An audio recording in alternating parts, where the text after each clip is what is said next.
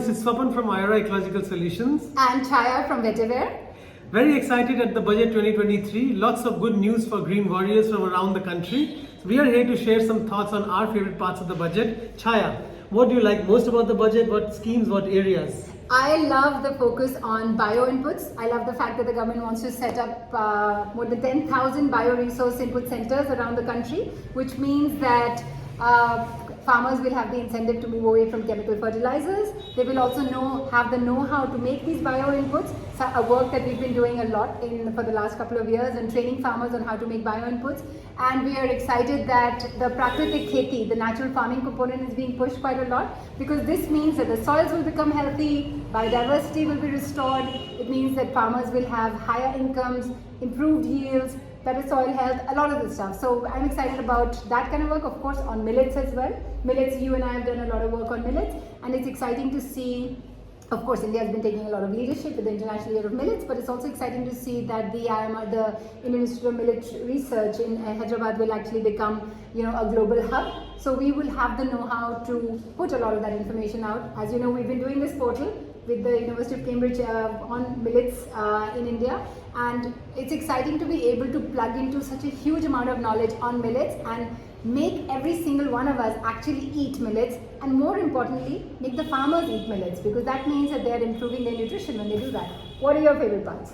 Well, as you know, ecosystem restoration, core goal of IORA. Many parts of this budget feed into that core goal or support the idea behind that core goal. Most excited about the Green Credit Scheme, a scheme that we have contributed to.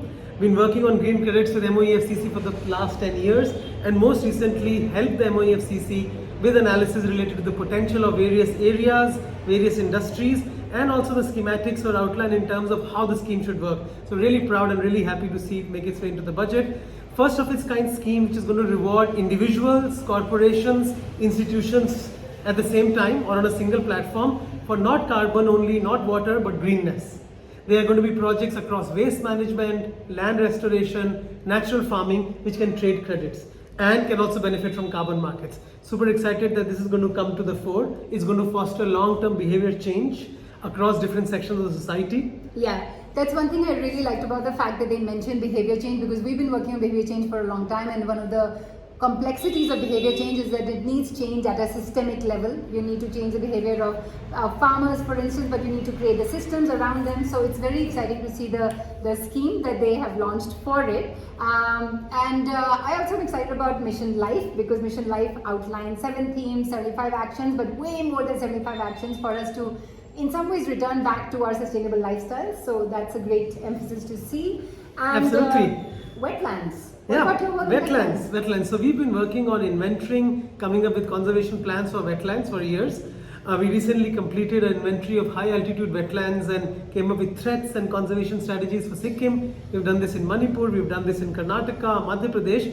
So very encouraged. Wetlands are such critical ecosystems, multi-use ecosystems that not only help with biodiversity conservation, help in sustaining water levels, but have such rich culture associated with them, don't they?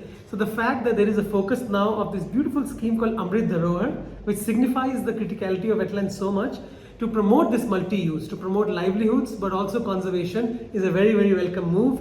Really look forward to working under the auspices of this scheme to promote this critical but dying ecosystem.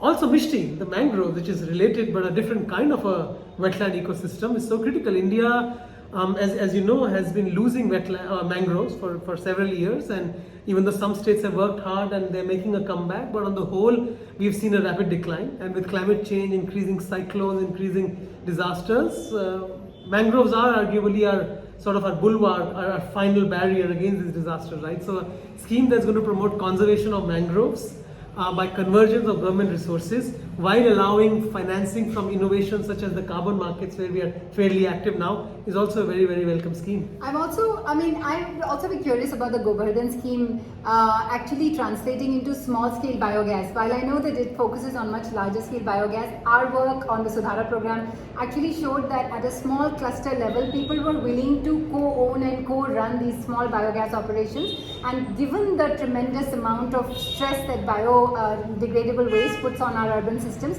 It would be really interesting to see if there is such a way to connect the Govardhan scheme to more decentralized biogas units. Since you've done a lot of work on that in IOW. Yeah, we actually run one of India's first and largest biogas carbon credit programs, in which we worked with a tech partner to deploy close to 60,000 plants.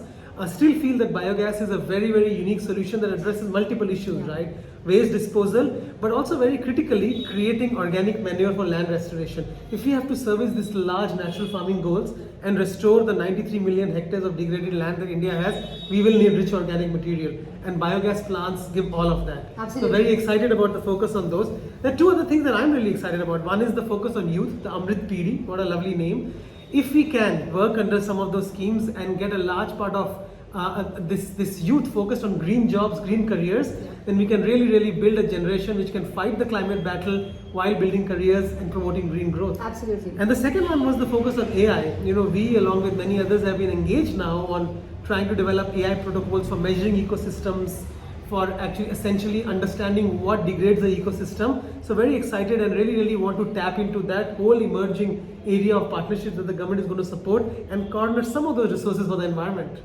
I'm just excited that the budget in some ways weaves a lot of the technical approaches to climate action and climate change mitigation and adaptation within the softer approaches of life mission and lifestyle changes. So in some ways it incentivizes almost the entire nation to make a huge push towards actually doing environmentally aligned and climate aligned actions. So it's exciting. I hope this provides a huge incentive, and we at Vetiver and IORA are already working on this day and night, and we'd love to help work with you more. And final thoughts? Final thoughts, the fact that this budget focuses on specialized ecosystems and in some ways has an ecosystem approach is really encouraging. That's the mandate of our organization, an ecosystem approach to conservation, going away just from clean energy to focusing on wetlands, focusing on quality planting material, on mangroves is really encouraging. Great. That's all for us for today. Thanks guys. Bye. Signing off. Bye-bye.